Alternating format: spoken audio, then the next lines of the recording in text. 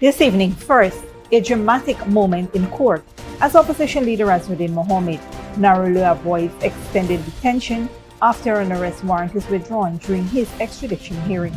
Plus, Georgetown's mayor warns a new vendor's facility may depend on Corporate Guyana if government funding falls short. Also, a major housing milestone in Region 6. More than 500 families receive agreements of sale, moving closer to legal homeownership. Meanwhile, billions are allocated to expand and modernize the Guyana Fire Service and the Guyana Police Force under a sweeping 2026 infrastructure upgrade. And abroad, Cuba faces one of its worst fuel shortages in decades, reshaping daily life in Havana. Those stories and more coming up. Stay with us.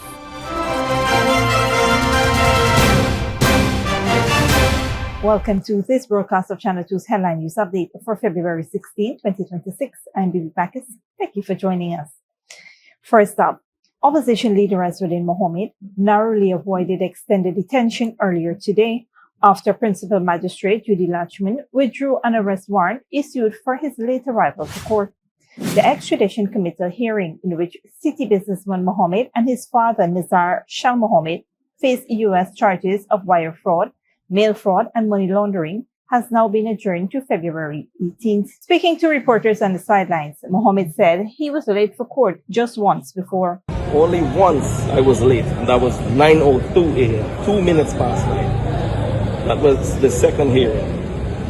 The magistrate told me, please ensure you attend court on time. And from that day, I never ever attended court late. Mohamed explained that he does not have insurance on his vehicles, and the two tires on the vehicle he was using had been slashed, contributing to his late arrival at court. I gotta depend on some of my staff to use their vehicles, like what I've been using for the past couple of weeks or even months. So this morning, something strange happened. He called me, the driver. He got a purple Allium, and he told me both tires are slashed on the car. And this is not the first time it happened, you know. Weeks ago, when I had to attend the court, one tire was slashed, so he had to change the wheel, the spare wheel in the trunk. But this time, this morning, he could have changed two wheels because just one spare wheel the car would have in the car trunk. Two wheels were slashed this morning. The warrant had been issued at 9:05 a.m. and Mohamed arrived 30 minutes late. Magistrate Lachman expressed frustration over his repeated tardiness, describing the behavior as disrespectful, but ultimately decided to temper justice with mercy. Mohamed apologized for his lateness and was prepared to explain, but technical issues prevented the magistrate from hearing him during the virtual hearing. Defense attorney Royce Ford argued that Mohamed had been unwell and his vehicle's tire had been slashed. He also highlighted security breaches affecting legal documents. Meanwhile, prosecutor Glenn Hanuman challenged the recall of the warrant, questioning jurisdiction and citing Mohamed's prior history of lateness. Acting Chief Magistrate Faith Mugusti ultimately stood the matter down, instructing prosecutors to confirm whether Magistrate Lachman could hear Mohamed in person.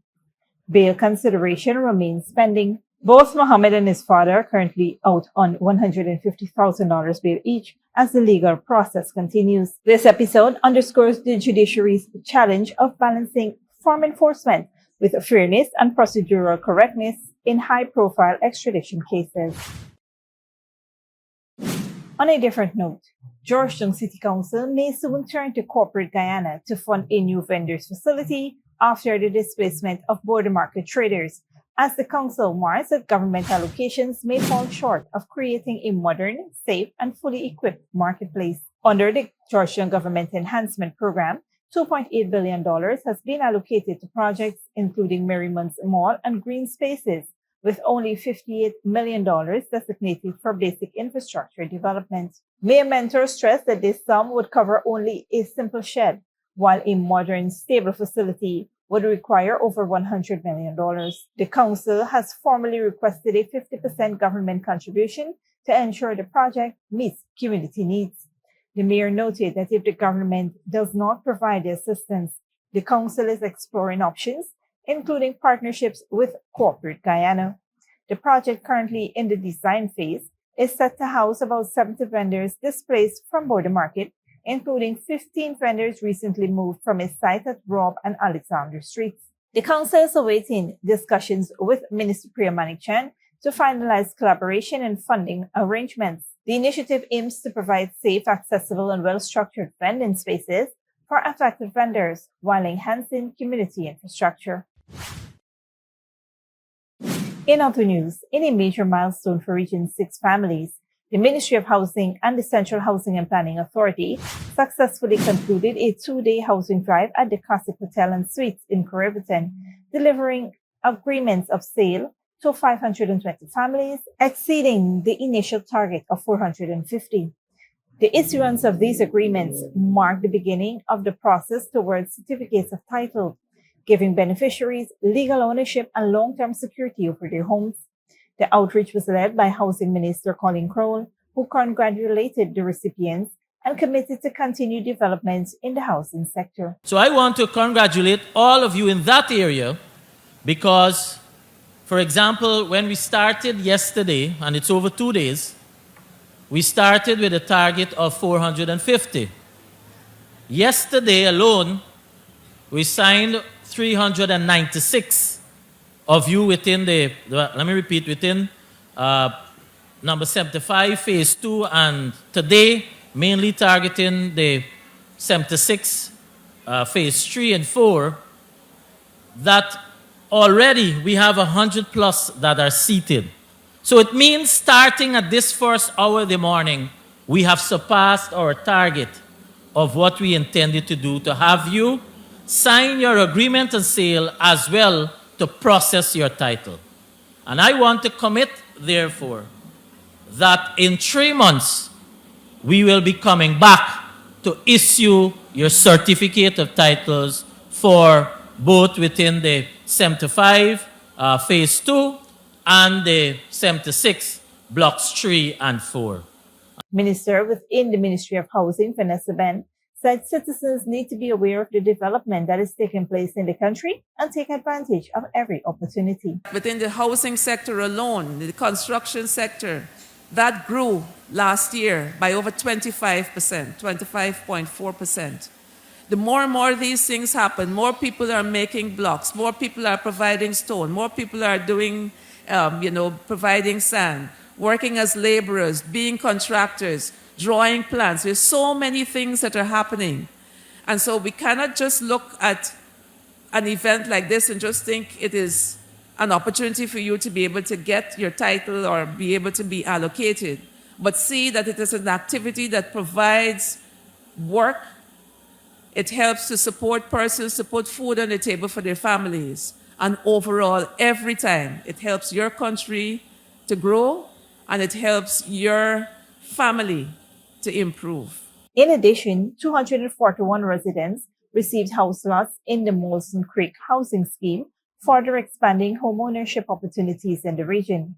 Key support services include banks, insurance providers, and the Guyana Water Incorporated were also on hand to assist families in navigating the homeownership process. The initiative represents a significant step forward in the government's commitment to ensuring secure, accessible, and sustainable housing for Barbadians, providing families with the foundation to invest confidently in their future. Stick around when we return. Government unveils $52.1 billion plan to modernize Guyana Fire Service and police infrastructure, and government rolls out expanded 50-acre mining land program for small-scale miners.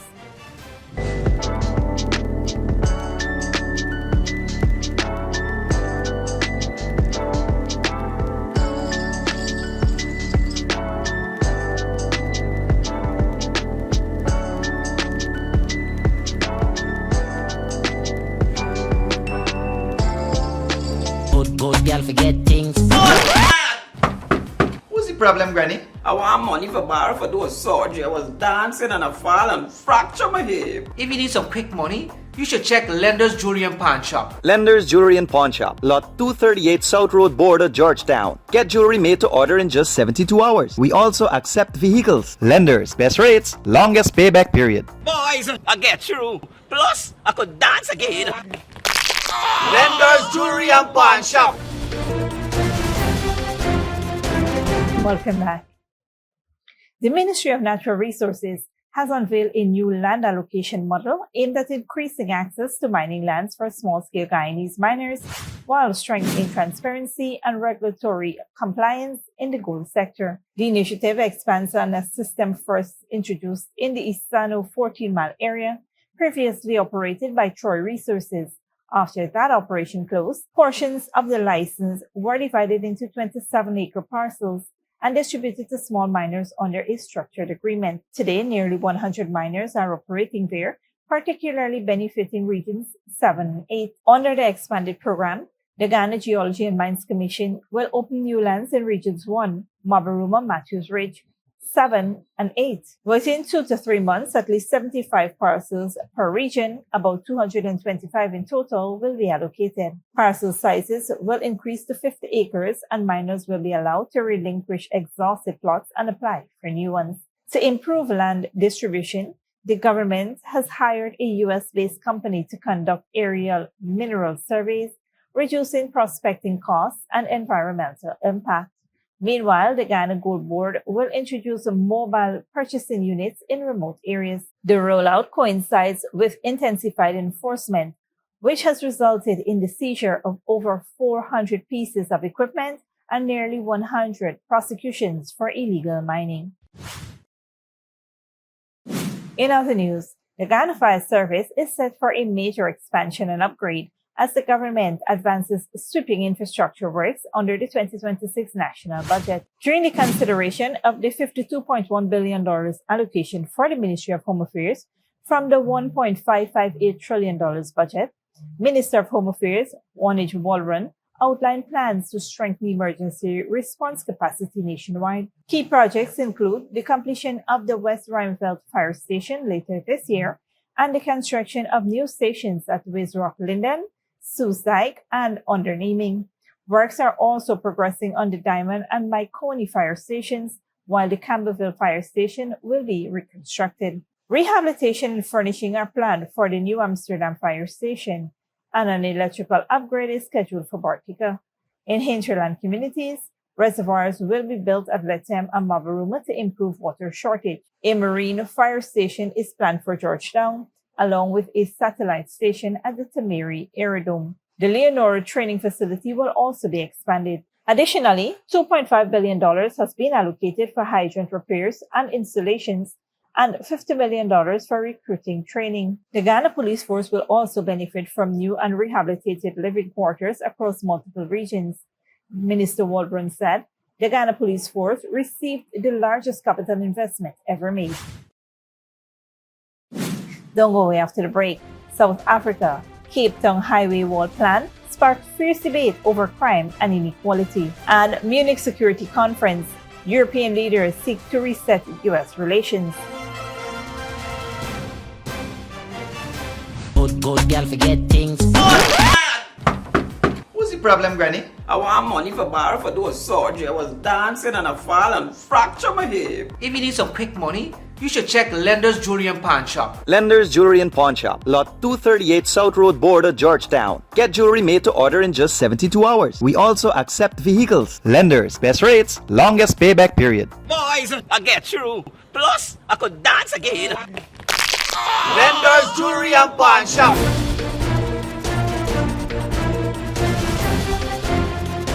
Welcome back. Now we take a look at what's happening in the region and around the world. Good evening, I'm Dominic Kittins. Tonight, Jamaica plans a new tax on sugary drinks to tackle rising diabetes and obesity. Cuba faces one of its worst fuel shortages in decades. Cape Town debates a controversial security wall, and Europe moves to repair strained ties with the United States. We begin in Jamaica. Jamaica will introduce a 2 cents per milliliter special consumption tax on sugary drinks, projected to raise $10.1 billion. Jamaica's Health Minister Dr. Chris Tufton said the levy aims to reduce diabetes and obesity while encouraging moderation and product reformulation. Industry leaders warn it may burden poorer households, while officials insist the measure supports long-term public health improvements. Cuba is confronting one of its worst fuel shortages in decades, prompting a dramatic shift in Havana's transport landscapes as classic cars give way to electrical tricycles and bicycle taxis. Al Jazeera's Hamzat Mohamed reports. In Havana, the roar of classic engines is giving way to the hum of electric batteries and the rhythm of pedaling feet as Cuba faces one of its worst fuel shortages in decades. I used to be a driver. I used to drive a vintage car, but because of the petrol and oil situation, we had to find this alternative, a tricycle. There is no other way to keep the population moving. The fuel shortages have also led to severe power cuts, forcing tricycle drivers to charge whenever electricity is available. Some have mounted solar panels on their tricycles, hoping to stay on the road when the grid goes dark. Electric tricycles carrying up to 8 passengers have become the new buses. Now, bicycle taxis and electric tricycles are the modes of transportation that will be used here in Cuba. The bicycle taxi will be for local use, and the tricycle will be able to travel a long distance. Anything fuel-based is collapsing. For many, the ingenious transport allows them to continue to work, study or reach a hospital, but at a cost. This transportation helps a lot economically, and it helps us get around. Without the other means of transportation we used to get around, we have to resort to this, and as a last resort to tricycles. But this is more expensive. For now, electric tricycles are keeping Havana moving. But they show how far this island has had to go just to keep on going. Hamza Mohamed, Al Jazeera. South Africa's capital, Cape Town, proposed an 8-kilometer security wall along the N2 highway, which has sparked fierce debate. City officials say the 3-meter barrier is needed to protect motorists from stone-throwing attacks, violent robberies, and ambushes on the route linking the airport to the city centre. Al Jazeera's Famida Miller reports. One of South Africa's political parties holds a community meeting in Gugulethu in Cape Town. It's an area long plagued by violent crime. They rape and kill, they shoot each other, and then we are living in fear in Gugulethu. People of Gugulethu, they are scared to go outside. From Nyanga to Gugulethu, these impoverished neighborhoods remain deeply unsafe. They border the N2, a major highway linking the airport to the city center. Motorists report stones hurled at vehicles, violent robberies and ambush-style attacks. Actually, for them... Dumesani Koebe has worked for years with the Community Policing Forum, trying to curb violence in the area. Despite repeated interventions, crime persists. People are getting robbed here. If we might have a proper camera here installed, I believe me, the issue of crime here in Nyanga will decrease. This stretch of road is so dangerous, it's widely known as the Hell Run. Now the city wants to build what it's calling a security wall along Cape Town's N2 highway. It says it's to safeguard motorists and the community here. City authorities say the 3-meter high wall could extend up to 8 kilometers and cost roughly $9 million. We have to do what we can so that a major freeway that serves freight and commuting and access to your airport does not become an impassable space. And I think anybody who has been affected by this, anybody whose family has had a brick hurled through their window or has hit a person at night which they couldn't see because the person was wearing dark clothes and ran across the road, will not be speculating or debating the matter. In a post on Instagram, Cape Town's mayor, Jordan Hill-Lewis, promotes the wall, speaking to residents who support its construction. In a country where many argue economic apartheid remains entrenched, more than 30 years after the dawn of democracy, the proposal is contentious. Others say the wall will only separate poor communities from wealthier parts of the city. The wall is not going to do any difference to us. I see no, it's not going to help us anyway. The battle over this wall for many reflects a deeper question, whether security can be built with concrete in a country still struggling to dismantle the invisible walls of inequality. Famida Miller, Al Jazeera, Cape Town. European leaders emphasized the need to repair ties with the United States and restore Europe's global standing amid repeated criticism from Donald Trump, threats of tariffs, and even military moves in Greenland. Al Jazeera's James Bays reports. This was a landmark speech from the German Chancellor. The world is entering a new era. The so-called rules-based order is over, he said. Wir sind dieser Welt nicht ausgeliefert. Europe now needs to stand up on its own, but, and he switched to English for this bit, preserving its alliance in NATO with the US. In the era of great power rivalry, even the United States will not be powerful enough to go it alone. Dear friends, being a part of NATO is not only Europe's competitive advantage. It's also the United States' competitive advantage. So let's repair and revive transatlantic trust together. We, the Europeans, we are doing our part. In this new world, the French President Emmanuel Macron told the gathering Europe needs to learn to become a geopolitical power and in the process promote its model of cooperation. Let's provide a positive image of ourselves and let's be proud of ourselves, because this is what our fellow citizens need, and this is, I really believe, the reality of this continent. We should be proud of our European achievements. For Europe, Ukraine remains the top priority. In fact, in his speech here, President Macron described it as our existential challenge. And of course, Europe now provides the bulk of the funding for the war effort. Ahead of new talks between Ukraine and Russia due to take place next week in Geneva, President Zelensky, who's in Munich, will be aware of growing US impatience.